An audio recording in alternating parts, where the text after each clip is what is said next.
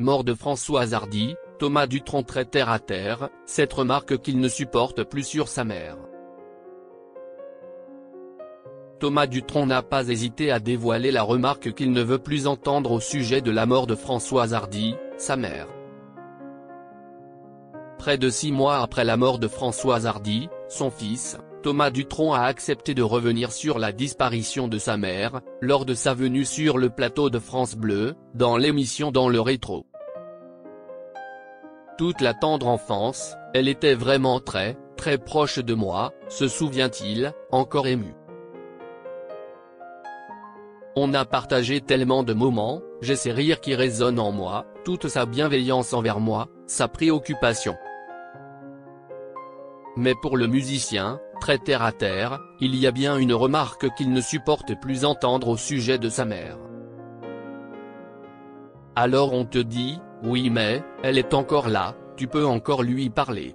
Non, ce n'est pas vrai. Malheureusement, elle n'est plus là. Thomas Dutronc se souvient des réponses inattendues de sa maman. Je ne peux pas parler à un mur. Ses réactions, ses réponses étaient inattendues. Des confidences très touchantes pour celui qui a tant rendu hommage à sa mère, qui l'a accompagné jusqu'à la fin de sa vie. Il y a quelques mois, il se souvenait des derniers instants partagés avec Françoise Hardy, le week-end avant sa mort, on a regardé la finale de Roland-Garros ensemble.